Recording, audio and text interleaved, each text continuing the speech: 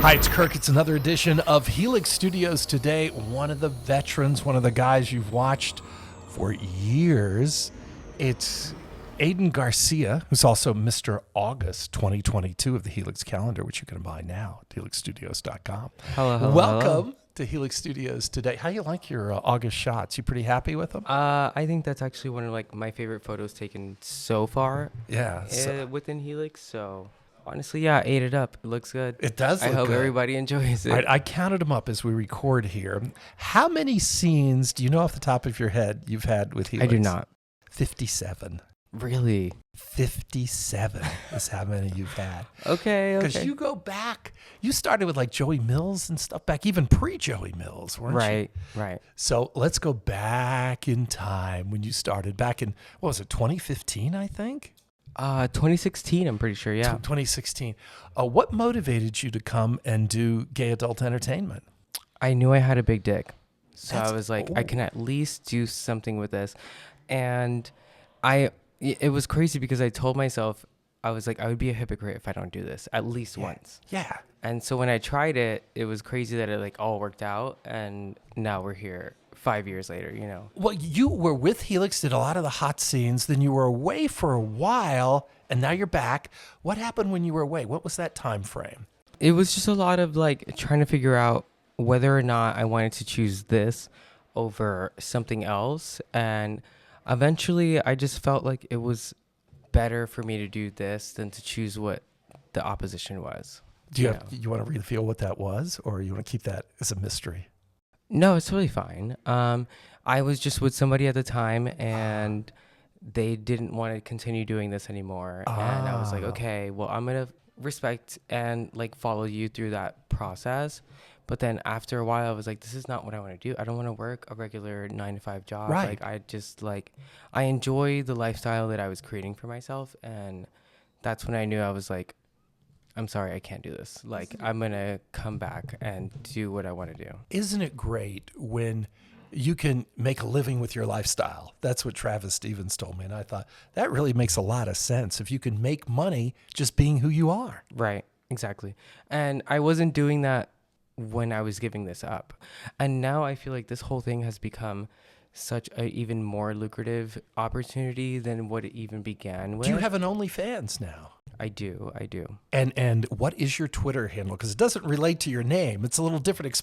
First of all, what is your Twitter handle? So my Twitter handle is at NDRESS666. What's the and story? It's supposed to be just Andres, because the A represents Andres, and that's my real name. And so, and the 666, I think, is just always something that I toyed with, and I've just created it my my or whatever. So I stuck with it, and I didn't want to change it because even as you can see, my Instagram is not an Aiden Garcia Instagram. It's an Andres Ferrero Garcia, an Andres Ferrero Instagram. So it was always difficult for me to split up the two who you are, personalities. right? You've got several identities. Yeah. One of the things that I've seen on your Twitter feed is that you were in Colombia. Is that where you're originally from, the nation of Colombia? That is right. I am from the country of Colombia, and I was born in Cali. In Cali, really? Mm-hmm. How old were you when you came to the United States? I was 5 years old. And you were recently, though, back there in Colombia. Yes. I go back very often, actually. So Spanish is your first language? It is. All right, now Although I'm pretty sure I speak English a little bit better. Really? All right, well, give us. I'm trying to learn Spanish. I'm struggling with it. I got give you. me I'll help you out. Give me something just really sexy in Spanish. Solamente quiero que me quites los pantalones y después que me dices que me amas. I got the pants part. That's about it.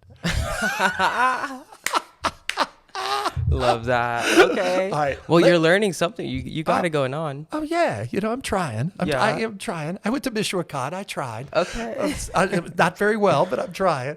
Worst student ever. Poco palabras. That's all I got. Un poquito de palabras. Poquito. No importa. Si sabes un poquito, sabes al menos más que la mucha gente. Now you've been doing the business a while. Do people, you get recognized? I do get recognized. It happens in very weird and different ways. Sometimes it can be a guy at a bar. Sometimes it could be a guy on Twitter that's hey, I've seen your videos and I'm such a fan. And sometimes people like in person that just like come up to you out of nowhere. Right. It's a little bit crazy, but like honestly, I'm not that surprised by it. Now, one of the things that might give you away is those, I guess, the tribal, is that what you'd call the two rings you have on your left I would not arm? call them tribal because, Okay. okay, so initially what I wanted to do was get 4 of these tattooed on all of my limbs. Now, what because he's to talking about is me- these 2 rings. Yeah, 'Cause and so I would have got them on all of my limbs. Right. Because for me, it symbolizes protection. And so at this point, I'm only like 1/4 protected. 1/4 protected. But you've had that tattoo, those 2 rings for quite a while. I think I got them when I was like in high school. So yeah. Really? Where'd you go to high school? What city? I went to South Broward High School in Hollywood, Florida. Oh, really? So Yeah. you were in the Florida Beach Bum series, so that was like a homecoming for you. Yes, it was actually. It was very fun to do that because I almost felt like one of the people that was telling everyone like, I know where to go. Let's go this place. Like I know everyone's gonna have fun. Like it's a vibe. Like it's my hometown. So Don't worry, they missed. Exactly. Actually, but like you know, as we it was- record, just so folks know, we're getting set for Jacob Hansen's birthday party. Yes, happy birthday to my baby. He's turned 23. Hope everyone wishes him happy birthday. That's right. So he'll be into 23 by the time this airs. But so when did you know that you were gay? Maybe it was when I had a girlfriend at the time, and then I had to jerk off to gay porn in the bathroom and then come back to bed with a hard dick after watching gay porn. I was like, Yeah. you know, this might be a little bit of a sign. Maybe something's going on here. That will work. That will, at least you recognized it. At that point, I realized that I wasn't sexually attracted to women, Mm-hmm. but I still would consider myself bisexual in the sense that, like, if there was a woman to my standards, I guess, Yeah. like, I don't know, I would totally hook up with them. Like, I don't care. Yeah. But, That's kind of like a pansexual now. yeah, I just, like, I really fuck more with vibes, but I definitely have realized that I can only fall in love with men. Really? So I can have like sexual affairs with women, but I will never fall in love with them. I can only fall in love with men. And Now, how many men so far have you fallen in love with, would you say? probably like 4. 4? Are Maybe you 5. available now? I am not. Ah, okay. That's what is the story? Because I always wonder about guys. What do you call the ears when you do the The ear? gauges. Gauges. Okay. Yes. What is the story with that? Why did you decide to go with that? I feel like when I was growing up, I always tried very hard to be different. And that was something that kind of like stood out. You know what I'm saying? Like nobody would just address me as, oh, just that guy. It would be like that guy with the gauges or like this or that. And so like I wanted to stand out a little bit more just because I felt like I wasn't just a regular person and I wasn't just any random high schooler or random person. Like I am totally somebody to remember and totally somebody of importance. So it's like, even if it takes my gauges or like you said, like my tattoo to kind of recognize me or like identify me, like that's cool with me. There is a million other things that you could identify me for or like with, but like if those are things that are just more like visible and easy to do, then Yeah. by all means. All right, let's talk about what scenes you've had recently. Here you're in Vegas. It's, as we record this, it's early October. Who have your scenes been with on this shoot so far? So I just shot with Jeremy and Jeremy Hall? Yes. Oh, what did you think of working with Jeremy? He is a sweetheart. Isn't he though? To the bone. Oh. I swear to God, I've never met a nicer model except for everybody else I met here. So did you guys flip or did you just top him? We did flip. Oh, did my you God, flip? it was a good time. I'm not Yeah. I'm not gonna lie. It was Because I think Jeremy thinks of His- himself mainly as a bottom. So it's yes, and that's why I was surprised. I was like, okay, am I only gonna top? But then I saw his dick and I was like, oh no. Oh yeah, I have to bottom. You know, I did what I had to do. I feel like he doesn't give his dick as much credit as he needs to on the Mhm. internet. Because Mhm. realistically, like, baby, put a tape measure on it so people Oh. know. Like, Oh. it is huge. Okay, like, Yeah, he's really, he's an up and coming star for sure. And who else have you shot with here? And then I shot with Chris, fantastic scene partner as well. We were both Scorpio, so it was like really funny because like Oh, yeah, talk about that line, just to digress for a second. Your handle on Twitter is something about a Scorpio tattoo, right? Talk about that. It's a little bit of a play on like the girl with the dragon tattoo. Ah. I do have a scorpion tattoo, but I am a Scorpio and like fully connect with my Scorpio peoples. For example, like Keith is a Scorpio. I vibe with him so hard. I vibe with all of my like partners that are Scorpios, and it was cool to meet another one and just vibe just the way that, like, you know, I expected us to. Even Casey is a Scorpio. Like, there's just so many people there. Casey Roman, we're talking about, the director. Yes. Yeah. I've known him like just as long as I know Keith, and we have never had a bad moment. It's literally just, I don't know, it could be like I'm just biased, but it was Chris Payton that I was filming with my second scene. Yeah.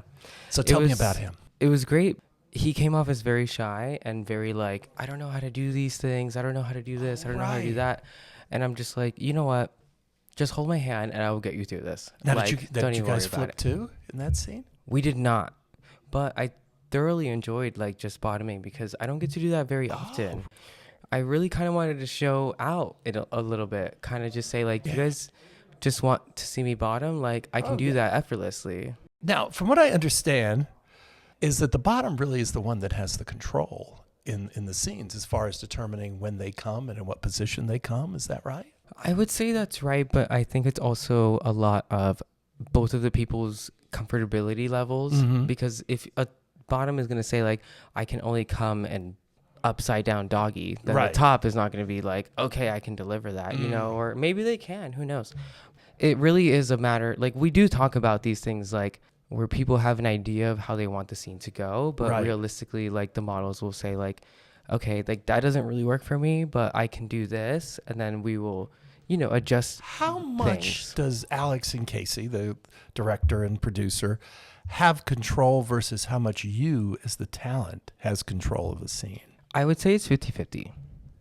Because if you're really not having a good time, or if, let's say, like, you're just, like, I don't know, maybe not feeling up to it or not feeling comfortable, you can't always just say, hey, like, I need a break, I need a moment, or we need to switch positions because this is not working for me. So, like, at the end of the day, I would say it's 50-50, and we all just kind of work together to figure out what looks best and what feels best. In all the scenes you've done, the 57 so far that I counted up.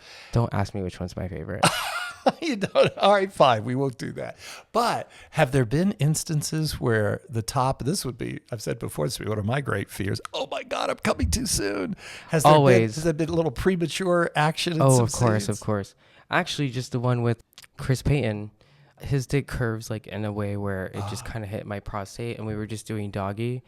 And get the deep in that way with the doggy. I was trying my hardest not to come. And Max was like, I knew that Max was seeing it, like, because he was like, I thought you were gonna come right there, and I was like, no, I'll come when it's time, but like, damn, like, hurry up. It was crazy.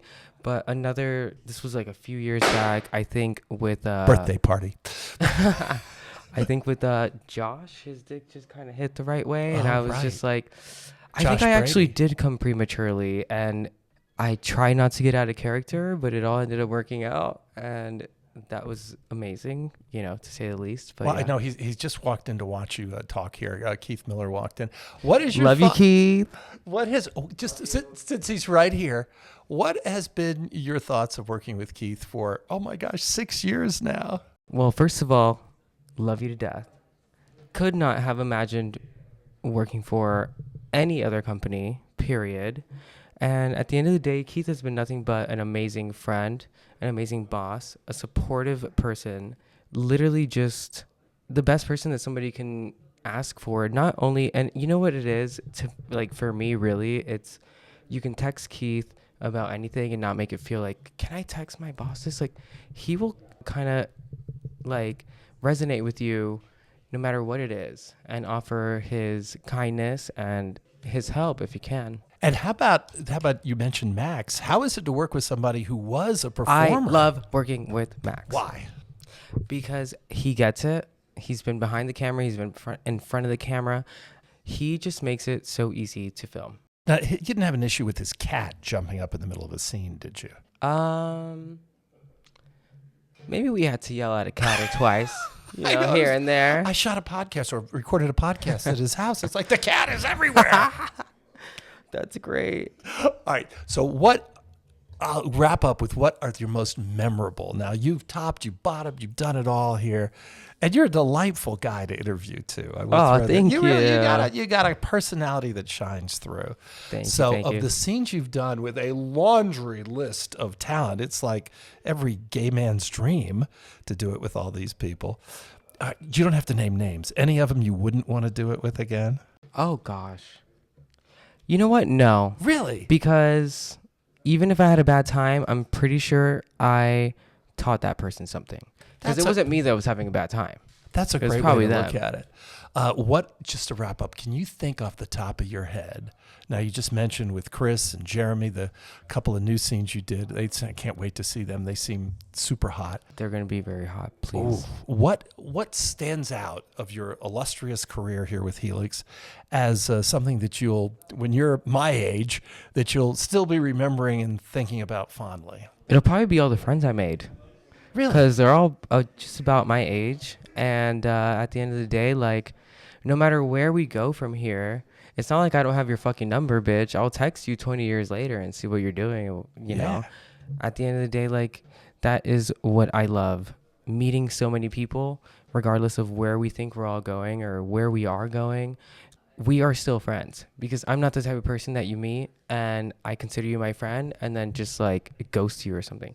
I have friends that I have had for like 10 years. My acquaintances that become friends don't just dissolve and turn to nothing. So you keep in touch with a lot of the guys that you've had the wild time with on the Helix. 100%. How does it feel? What's your emotion like? Tell me what it is like now to realize that literally millions of people around the world have seen you have sex, and let's face it, probably millions have jacked off to you having sex.